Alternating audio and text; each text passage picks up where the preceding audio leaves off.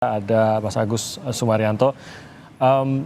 Saya tadi mengenai apa sih yang harus diketahui oleh masyarakat. Kalau Mas Agus, Anda sendiri membayangkannya seperti apa? Kalau memang netizen ini diminta untuk ikut terlibat, apakah benar-benar apakah kita bisa berharap ada sebuah laporan yang mungkin cukup lengkap lah, walaupun mungkin tidak terorganisir seperti ICW gitu ya, tapi paling tidak bisa ada lampiran kah dari media sosialnya? Bayangan Anda seperti apa? Apa yang bisa dilakukan oleh netizen? Ataukah hanya sekedar ya memang meramaikan saja, tapi tidak berupa laporan resmi kepada institusi seperti KPK?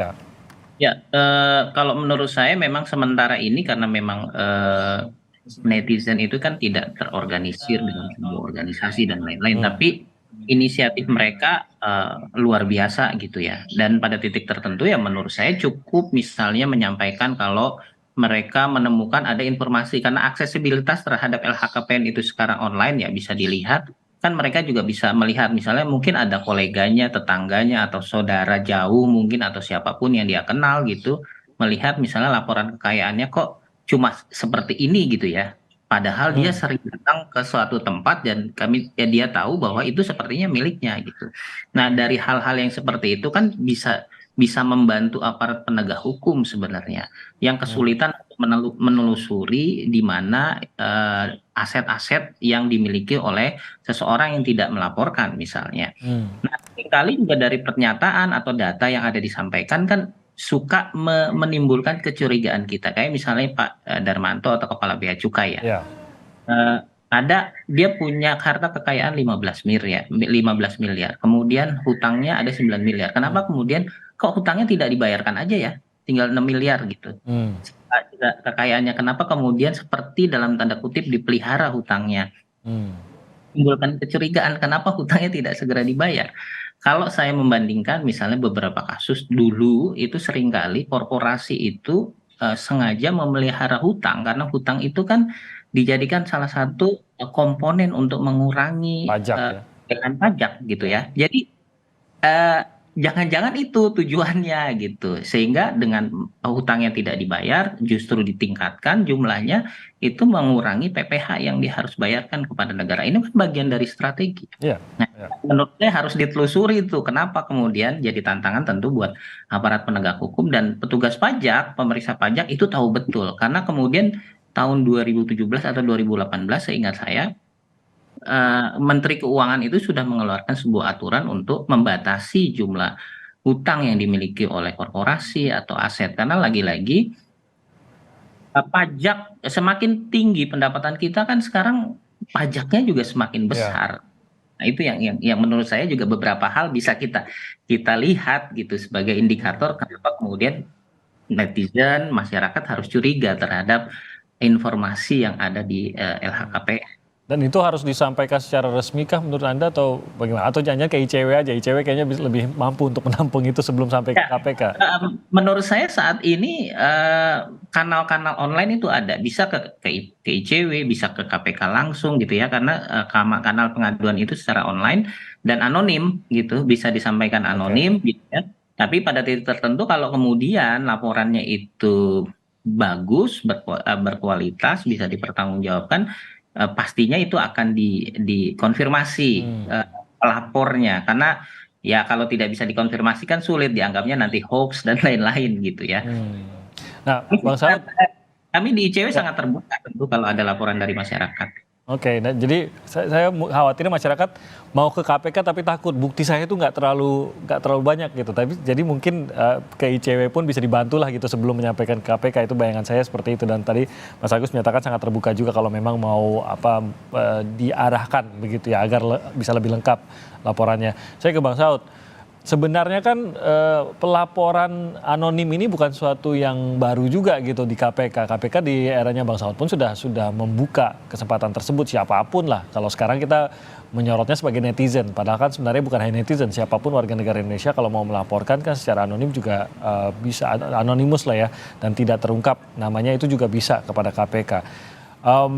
Dengan terbukanya laporan netizen, KPK sebenarnya akan punya kapasitas untuk mengerjakan atau tidak yang Anda percaya Bang Saud? Karena sepemahaman kita juga kan yang kita dengar, bahkan laporannya Rafael Alun ini juga sudah diserahkan ke KPK sejak tahun 2013, tapi tidak menjadi prioritas saat itu karena banyak kasus lain. Kita tahu KPK juga over kapasitas pada saat itu.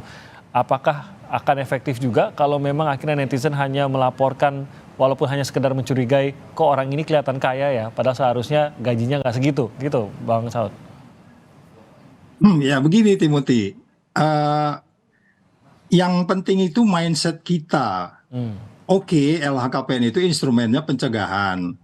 Tapi cara berpikirnya teman-teman di KPK, kalau kita semua ini juga terlebih penegak hukum, cara berpikirnya itu harus penindakan. Jadi penindakan itu adalah termasuk detail-detail. Kalau orang melaporkan seperti yang kemarin itu dengan simpelnya mengatakan itu udah dicek itu atas nama orang lain mobil itu sudah makin curiga lagi. Kalau dari bahasa teman-teman di ICW itu kita harus makin curiga lagi, dan memang modusnya begitu. Nah, soal kelengkapan Timothy, sekali waktu ya saya acara nih di salah satu mall gitu. Rupanya ada ibu-ibu kali lihat saya, dia nyobekin kertas, tuh Pak Saud tuh ngasih ke ajudan kertas itu. Dari ajudan ngasih ke saya, sepotong kertas. Tahu nggak isinya? Dia bilang, apa? Pak Saud, tetanggaku gue kaya banget, tangkep dong. Dia ngomong begitu gitu. Itu sesimpel as that. Kalau saya waktu itu, artinya pimpinan KPK sendiri, gua selidiki sendiri itu. Tapi kan nggak bisa kolektif kolegial di KPK itu. Jadi banyaknya laporan-laporan dari PPATK yang 183 triliun itu yang katanya kemarin itu kenapa nggak didalami? Kita juga tanya-tanya, jangan-jangan perspektif kolektif kolegial. Jadi masyarakat melaporkan itu jangan ditanya mana buktinya. Makanya kemarin kan ada orang bilang soal pajak tuh, terus yang lapor marah, ya udah gua aja di situ, lu keluar aja dari KPK. Dia bilang begitu loh, gua aja yang gajian, jangan kamu, katanya gitu. Jadi laporan-laporan yang tidak lengkap, as a simple ibu-ibu yang lapor tadi itu pun, itu kalau saya punya waktu saya tanya di mana ibu tinggal. Udah, saya nggak usah tanya-tanya lagi, dia bosan juga. Bapak kok nanti kalau kan dia ngomong tetangganya dia kan, ya saya datangin aja tetangganya. Itu tangganya dia, lihat saya suruh balance. Itu yang saya katakan kembali lagi, dia harus di sampling sekali-sekali itu di apa namanya di random gitu loh, dari sekian ribu. Bayangin aja Matthew tadi bilang itu lebih hampir 500 juta yang wajib bayar, 384.000 lebih orang. Bagaimana kita bisa mengawasi itu dengan jumlah orang yang terbatas? Tetapi kita bisa lakukan metode-metode yang kemudian orang jadi tobat. As a simple kita buang rokok sembarangan di Singapura, kemudian Anda kemudian didenda, kemudian dan seterusnya, orang berhenti kan begitu ya. Jadi model-modelnya, teknik strateginya, ini boleh instrumennya pencegahan, tapi kita berpikirnya itu penindakan dari ke hari, terus pendalaman-pendalaman tanpa kita harus menuduh. Mungkin cara berpikir itu yang harus kita ubah, Matthew. Jadi sebenarnya masih banyak trik-trik lah ya, saya menggunakan kata sederhana trik yang masih bisa digunakan di dalam kementerian, di dalam lembaga, atau bahkan KPK yang menelusuri dana dari pejabat-pejabat publik. Masih banyak hal yang belum dijalankan sehingga masih banyak yang lolos lah, seperti itu Bang Saud ya. Jadi oke lah kalau netizen boleh melaporkan, tapi di dalam itu sebenarnya masih banyak pembenahan yang masih bisa dilakukan gitu ya Bang Saud. Iya, jadi kompleksitasnya itu sangat banyak. Jadi secara bersamaan Anda harus belajar ribuan variabel secara bersamaan. Kita belum bicara lagi kalau di kantor-kantor itu selalu ada yang namanya three lines of defense. Ada pengawas internal, mereka bekerja enggak. Terus kemudian kalau kita bicara apa yang disebut governance, risk compliance, di situ ada kepatuhan-kepatuhan, ya kan. Kemudian mereka melanggar kepatuhan ini enggak. Terus ada komisi etiknya. Jadi memang banyak yang secara kompleks ini harus kita lihat dari awal lagi gitu. Jadi kalau belum lagi kalau dalam audit itu ada istilah tune at the top. Kalau tune yang di topnya ngawur, pasti ke bawahnya ngawur kan gitu ya kan. Jadi ini sekarang anak buah di bawah ini kan cerminan pimpinannya sebenarnya. Itu simple, as simple as that.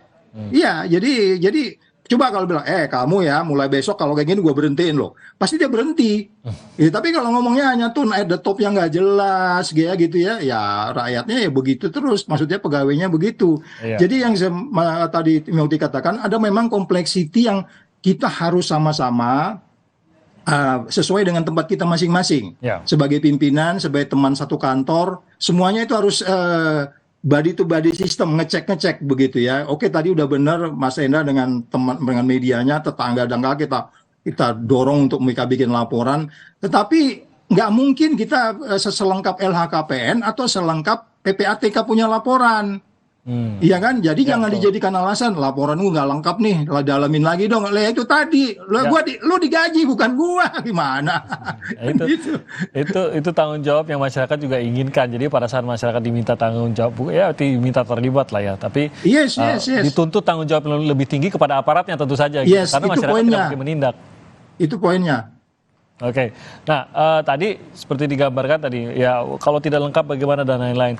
Sebenarnya kan Bang Enda, kalau melaporkan, tadi saya juga mengatakan KPK sudah membuka ruang bagi siapapun yang mau melaporkan kasus-kasus yang mencurigakan, entah itu pencucian uang, korupsi, gratifikasi, dan lain-lain gitu. Ruang itu sudah ada. Tapi kan sejauh ini mungkin belum optimal kasus-kasus yang diserahkan oleh masyarakat ini di aparat hukum, bukan hanya KPK saja tapi mungkin kejaksaan dan kepolisian juga belum optimal gitu, sehingga akhirnya kasus yang mendapatkan sorotan adalah kasus yang viral. Ini akhirnya institusi merasa terdesak untuk menyelesaikan secara cepat dan seterang benderang mungkin gitu karena viral. Tapi kalau di sini masyarakat lagi-lagi berpengaruh karena viral, kan ini bisa menjadi ancaman bagi yang memviralkan juga tuh, Bang Enda. Kita tahu beberapa koruptor itu sudah diperiksa berulang kali, sudah bahkan rompi hijau pun kepalanya masih tegak sekali, masih membantah bahwa ia melakukan korupsi gitu, bahwa ia masih membantah apa yang dituduhkan pada dirinya gitu, dan bahkan bisa melawan balik dengan memberikan somasi kepada orang yang memviralkan. Apakah ini juga berbahaya bagi netizen juga nih, Bang Enda?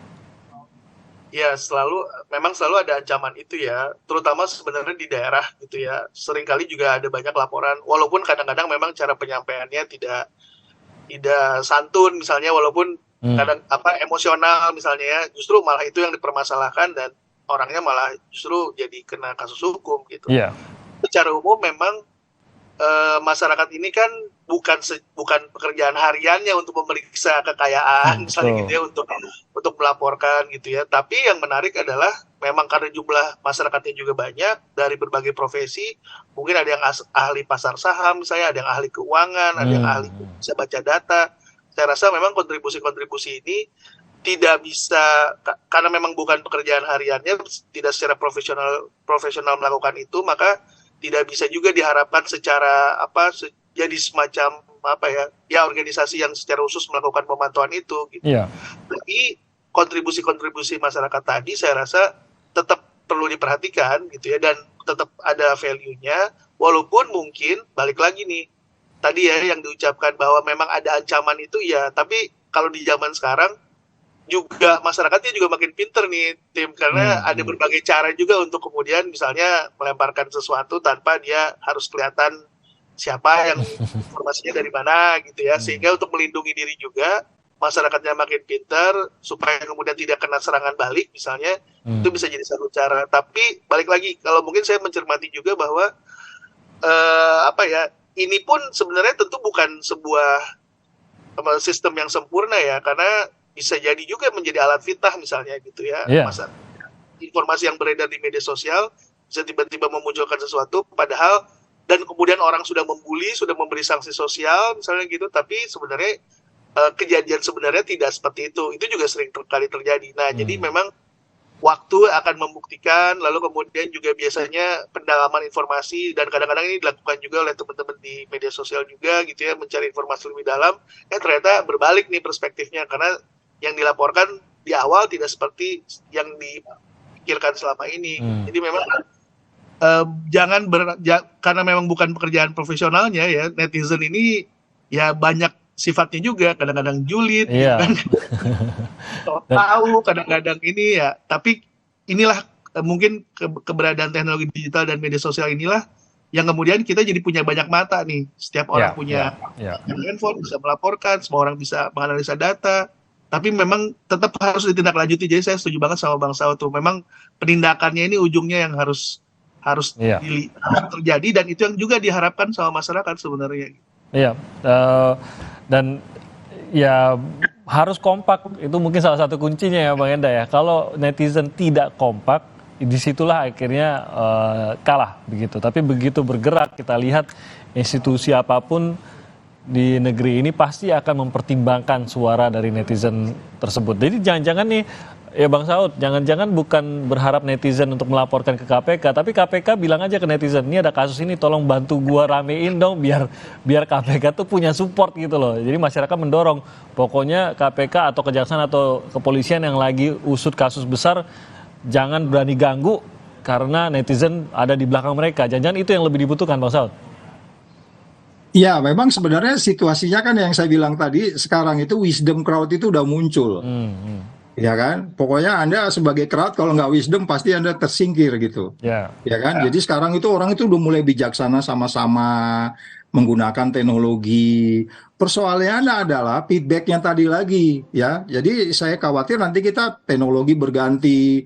Tadinya laporannya 3 menit. Tadinya hanya lapor lewat WA, sekarang banyak media-media gitu ya. Makin banyak kan asumsinya sumbernya pasti cross check-nya akan lebih banyak. Satu orang bicara satu dengan 5 orang bicara satu dengan 3 metode dan seterusnya, tentu itu secara statistik aja pasti mendekati kebenaran. Jadi kalau menurut saya hati-hati juga kalau kita memberi PR kepada people ini, kepada masyarakat, kemudian tapi feedbacknya nggak ada. Kita kan udah pernah dengar sejak zaman dulu ada PO Box 5.000, di KPK ada 198, coba kecek deh 198 itu langsung ke operator di KPK bisa kita lapor. Itu kan sudah ada sebenarnya, tetapi model-model belum lagi email, belum lagi Instagram dan seterusnya. Saya khawatir masyarakat juga capek-capek lama-lama pegel juga. Jadi ini hanya kayak seperti guyonan aja. Ya udah deh daripada gua nggak ada kerja, ya kan? Jadi kayak seperti teman sama temennya gitu. Tanggung jawab mana? Enggak, udah lapor tadi. Gua juga udah lapor tadi. Begitu juga. Saya khawatir juga ICW lama-lama juga capek juga kan? Yang mereka akhirnya ditagi-tagi. Gua laporin ke lu mana katanya. Pak ICW sudah distribusi laporan gitu. Jadi maksud saya, tetapi wisdom crowd ini tak boleh berhenti karena memang pastilah orang yang lebih bijak dan lebih lebih adil, lebih jujur, lebih benar itu akan ada satu society yang menuju seperti itu. Tapi jangan lupa mereka juga bisa lelah. Nah, itu yang kita khawatir. Nah, Mas Agus, kemana arahnya harus ini sikap netizen menurut Anda yang efektif ya? Kalau mengingat itu tadi bisa lelah, bisa juga tidak punya barang bukti sebenarnya, tapi ada keinginan untuk ikut serta dalam melaporkan. Bentuknya seperti apa nih yang disarankan dari ICW ini? Ya, menurut saya ini tetap harus dilakukan oleh netizen ya, dan ini kan tidak dilakukan juga setiap hari. Pasti ada waktu-waktu tertentu terkait dengan peristiwa-peristiwa tertentu. Nah, yang menurut saya paling penting adalah respon dari aparat penegak hukum atau institusi-institusi terkait. Bagaimana mereka mereaksi informasi atau data yang diberikan oleh masyarakat, bisa membedakan mana informasi yang hoax, mana informasi yang tidak jelas, tidak betul gitu kan. Rasanya aparat penegak hukum seharusnya itu punya tim medsos sendiri gitu ya, yang bisa memverifikasi informasi-informasi yang berkembang. Karena lagi-lagi soal penyelidikan atau penyidikan kasus tertentu itu kan berbasis pada data, dan datanya ada data primer, ada data sekunder, dan kita harus melihat data itu, mengklasifikasikan data-data yang ada dan mencari mana yang paling relevan untuk dimanfaatkan. Dan tentu tidak semuanya bisa dimanfaatkan. Tapi menurut saya momentumnya saat ini sangat tepat ketika masyarakat beramai-ramai mencoba berpartisipasi dalam pencegahan korupsi atau penindakan korupsi. Menurut saya itu harus kita apresiasi. Mungkin ke depan bisa saja KPK, kepolisian atau kejaksaan bisa membuat semacam gathering misalnya kepada netizen gitu ya, entah itu secara online atau offline, kemudian memberikan informasi bagaimana sih berpartisipasi yang konstruktif seperti apa. Menurut saya itu penting. Setuju. Kalau tadi seperti kata Bang Saud, tetangganya paling tahu. Ada lagi yang lebih tahu lagi Bang Saud, teman kerjanya itu lebih tahu lagi kayak hidupnya seperti apa. Kalau tetangga mungkin nggak terlalu tahu, teman kerja pasti tahu. Jadi mungkin itu juga kita harapkan dari dalam, kalau memang sudah tahu ada ketidakwajaran, bahkan tahu jelas ketidakwajaran itu dalam bentuknya apa, ya kita sama-sama bersihkanlah semua instansi di negeri ini. Terima kasih banyak atas waktunya Bang Saud, Mas Agus dan juga Bang Enda. Salam sehat untuk Anda semua, sampai kita bertemu lagi dalam lain kesempatan. Selamat pagi. Ya, selamat pagi. Saudara, kami akan kembali lagi dengan informasi lainnya. Penjabat Gubernur DKI Jakarta Heru Budi Hartono menyebut status kepemilikan lahan ini menjadi kendala relokasi warga korban kebakaran depo BBM Pertamina di Pelumpang, Jakarta Utara. Selengkapnya usai jeda.